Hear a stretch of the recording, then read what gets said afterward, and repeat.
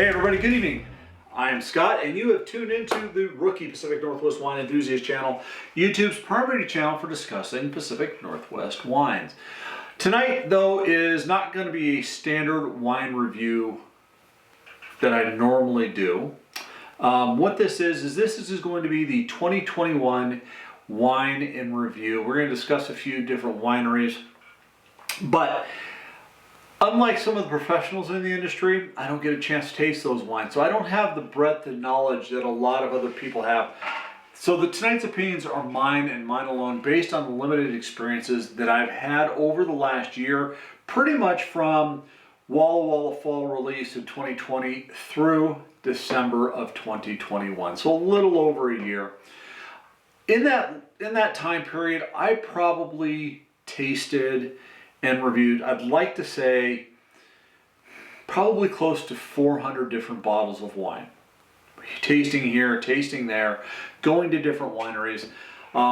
Would I love to be more of a professional about it? It's like the esteemed Sean Sullivan at the Washington Wine Report, or Owen Bargreen. You know, I would love to be able to turn this into a full-time job, but as a truck driver, I am really limited. Again, I am just an enthusiast. So before we get into that, before I get into some of the channel updates that I'm looking forward to the new year, let's go ahead and introduce the two wines which you saw in the video. Well, did you? Let's see here. Now, tonight I am drinking a 2014 Woodward Canyon Old Vines Cabernet Sauvignon. This is an expensive bottle of wine for me. It runs $100 a bottle, $99 a bottle. I found this at my local Hagen. Barry, the wine steward over there, I saw it up on the wall and I had to get it. Why is that important? Well, one of the things that I discovered in the fall of 2020, which was the fall of Walla Walla wine release, was I had never really been a fan of Woodward Canyon. And I don't know if that's because my palate wasn't adept at picking out some of the nuances of their wine, or if it was the price sticker shock of their wines. But we had always gone to Woodward Canyon on our way to our first tasting, which would have been LaCole, which is right next door. But in fall of 2020, my wife and I got out there before all of our friends did, and we spent a good hour at Woodward Canyon. And to be honest with you, I was absolutely shocked and amazed and wondered, what the heck have I been missing? Both my wife and I sat down, and believe it or not, we were tasting wine they opened up at 10 o'clock in the morning, I think is what the time they opened up. We got there right at like 10 o'clock. And we were absolutely amazed. And at the time, they were serving the 2017 Cabernet Sauvignon Old Vine, and they had just released the 2018 Cabernet Sauvignon Old Vine. And that is one of the ones that this year is in the running for Pacific Northwest Wine's best of wines. Now, the other one that I fell in love with, and one of the things that my wife and I really wanted to do this year was especially me, I was looking for an expressive Chardonnay. I wanted something that wasn't a butter bomb or an oak bomb from California. Washington State has a habit of producing Chardonnays, a lot of them that aren't even aged in oak.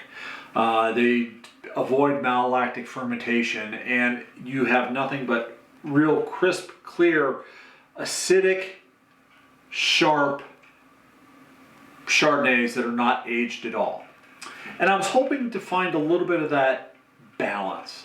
So what did I find? Well, it's a winery I've talked about before. Matter of fact, I think I did a video of theirs a couple years ago. And it's Dylan Sellers. This year, he released a 2017 Reserve Chardonnay from Stillwater Creek Vineyards. And I'll be honest with you, when my wife and I, this last fall release here in 2021, when we went out to see Dylan. Now, I'm not a club member to either one of these two wineries. I just want to get that out there right now. But we sat down, and of course with COVID protocols and everything like that, we sat down. I want to say it was on a Saturday morning at about 11 o'clock.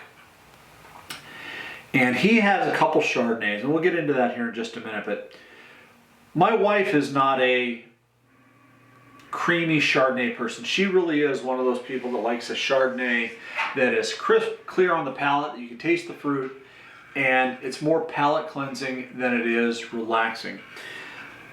But when she goes ahead and says, "Oh my God, this is the best Chardonnay I've ever had," my ears picked up, because my wife would never say something like that normally.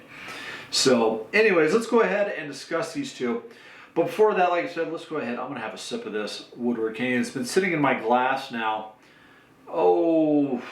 probably 15 minutes. Like I said, it's a 2014. Just on the nose, I can't help myself. On the nose, this is a dark fruit wine. It's very, very purple color. I mean, there's almost no light coming through this. I'm getting dark cherry, blackberry, black plum, black currant. There's a little bit of a pepper note on this. There's a little bit of a charcoal note. And on the very, very back, there's a little bit of tobacco.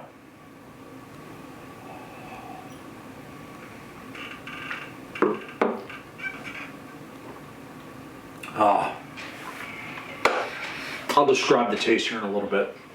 Let me pull up Woodward Canyon.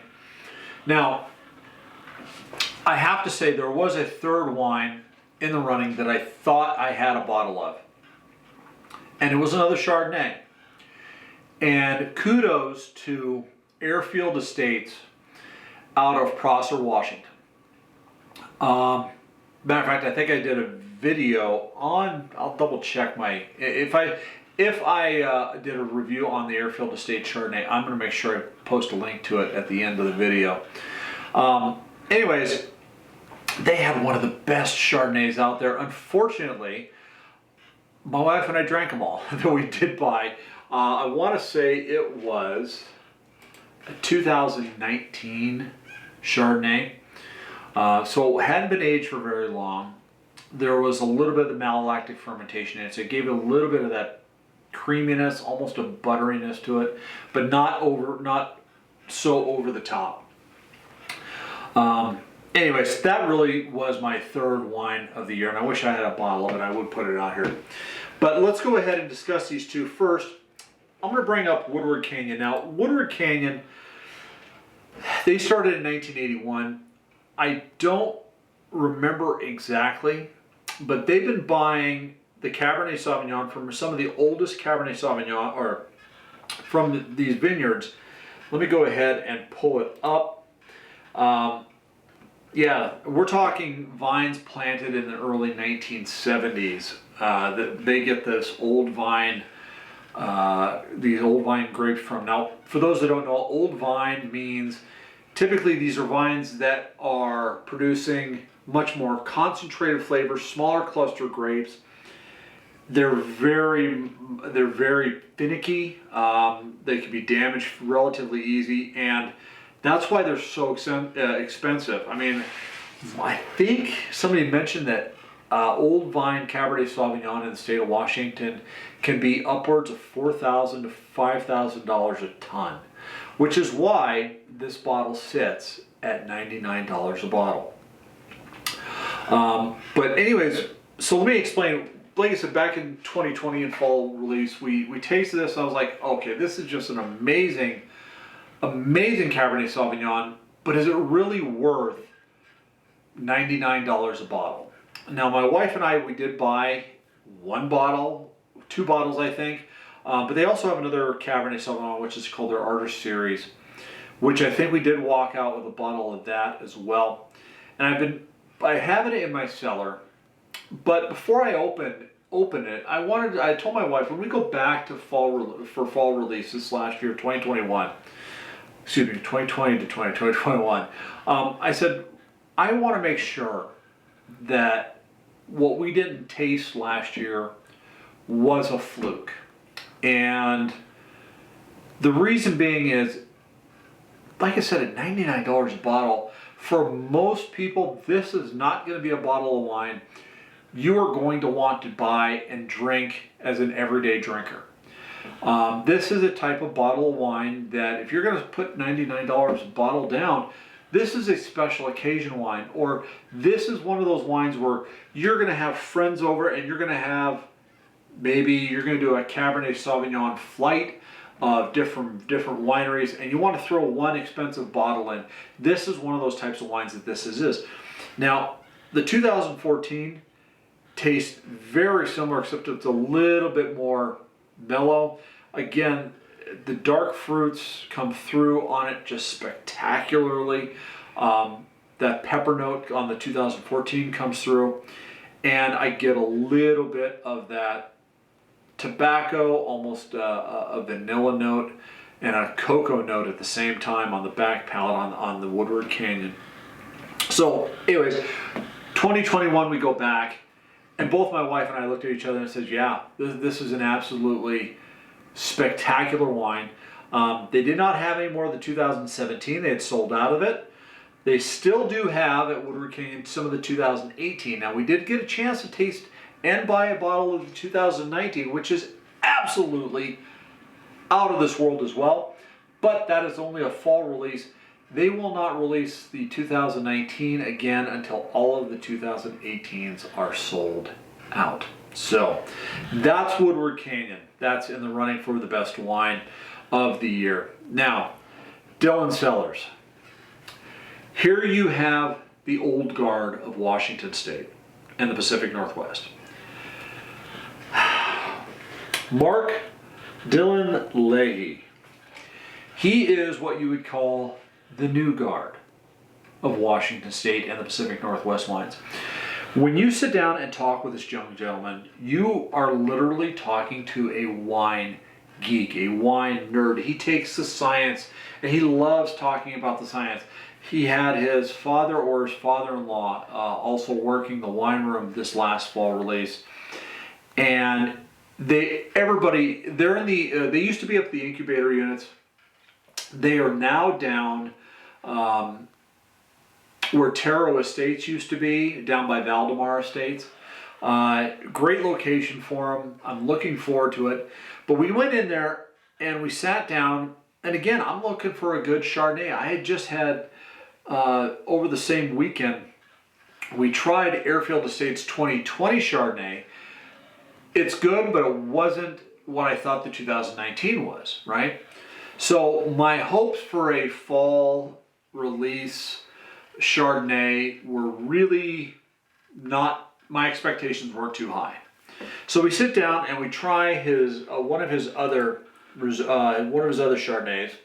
Let me go ahead and pull it up here. It was the 2017 Calyptra Chardonnay, and we're like, wow, this is really good. At $50 a bottle, for a Chardonnay, boy, we were having a hard time. Then he served us the Reserve Chardonnay. And this is when my wife said, oh my God, this is the absolutely best Chardonnay. We're talking, well, here, let me go ahead and read the description to you. Because, like I said, if you pull it up on the website, the wine information, he is really geeking out and he loves this. Hand-picked whole clusters, field sorted, lightly foot crushed and held overnight. The following morning we loaded the press cylinder and pressed long and slow. No SO2 is added. Juice from the press was pumped directly into 85% new French oak barrels and a neutral puncheon and carefully monitored. Native yeast fermented. The barrels were stirred, only needed to encourage the process. Primary fermentation lasted for 5 months. Native malolactic fermentation completed in July of 2018. This is a 2017. After an extended 22 months of total barrel age, the wine was racked and finished with a light polish filtration, 24 months in bottle before release. Folks, I have never had a Pacific Northwest wine that had such a nice, creamy vanilla flavor to it, but with nice, crisp and clear fruit that also matched with it. I mean, my mouth is watering thinking about it. I want to open it up now as well, but I've got this wine, this other red wine. Again, the downside though is we thought the $50 bottle, $50 Chardonnay from them was expensive. This at the time I believe was $65. He now has it listed on his website at $60. Here's the thing with this Chardonnay, folks. There was only 110 cases made. This is an extremely rare Chardonnay. So that being said, what is my wine of the year? Well, obviously I think with me drinking a 2014 Old Vine, probably gave it away. Between the two of these, like I said, both these are outstanding wines. Both are excellent representations of what Pacific Northwest wine can be. And this is coming from somebody who's a Syrah guy. I've never really been a Cabernet Sauvignon guy, but the Woodward Canyon 2018 Old Vines is just amazing. I mean, I have this habit when I fall in love with a wine or when I taste a wine for the first time and the hair on my arm stands on end. Both these wines do it, but if you are looking for that special bottle, and I'm talking special, I mean, for any reason, and if you are a Cabernet Sauvignon fan, you got to go out and get a bottle of this. I tasted some amazing Cab Sauves, some Red Mountain Cab Sauves that were like, oh wow, this is good, but it wasn't amazing. Woodward Canyon's 2018 Old Vine, absolutely amazing. That's not to take away from Dylan Sellers' Chardonnay, okay? He has a Syrah that is really just absolutely amazing as well for his reds. But this year, his Chardonnay, I mean, if I had to choose, if I had to say, you know what, the red of the year, the Woodward Canyon, the white was the Chardonnay. But overall, between the two of them, I have to choose the Woodward Canyon. So, anyways, folks, thank you very much. I'm going to go ahead and give you guys some channel update now. You know what? I'll do that in a separate video. It'll be a short little video for those that want to stick around. So, anyways, folks, thank you very much for tuning in. Tonight, probably my last or my second to last video that I'm going to shoot. I do have some changes coming. You know what? I'm going to go ahead and discuss that just real fast. Anyways, for the last 3 years, this channel has been known both as the Rookie Pacific Northwest Wine and Whiskey channel. And then I switched it over to primarily just wine, the Rookie Pacific Northwest Wine Enthusiast channel. I decided to no longer become and be the Rookie. After watching Stuart's WSET experience and talking to several other people within the wine industry, it's time for me to personally up my game. Starting next week, I'm going to be focusing in on WSET Level 2 class, and I am looking forward to it. What's that mean for the channel, though? Well, what it means for the channel is for the next couple of months, I'm not going to be shooting any video whatsoever. If I do, it'll be a quick short, or maybe just an update. Maybe I'll even do something on the WSET as I'm learning online. But what I want to do is I want to make this channel as informative and as entertaining as possible. For me to do that, I have to up my game. I also need to expand the reach. Now, this is still primarily going to be a Pacific Northwest focused wine channel, but I'm planning on also reviewing wines from around the world. I have to. It's really a disservice to the viewer that because not everybody has just Pacific Northwest wines. I don't have just Pacific Northwest wines in my wine cellar. I've got wines from California. I've got wines. I just bought 2 bottles of a Chateau de Pas. Yeah, it's a French GSM. Anyways, You know, I want to review that type of stuff as well. But again, it's primarily going to be focused on Pacific Northwest wines, but I am going to go ahead and expand that. So anyways, folks, thank you very much. Please stay tuned for the journey. Like I said, I'm going to take a couple months off. I'm going to do some learning, and I look forward to coming back renewed, refreshed, and relearned on some of the proper wine reviews. That way, like I said, I'm better at this. You're more informed. I'm more informed, and I can just put out a better product. So, folks, as always, thank you very much for tuning in. Life's too short for bad wine. Please go ahead and drink wine. Matter of fact, let's drink wine. Cheers.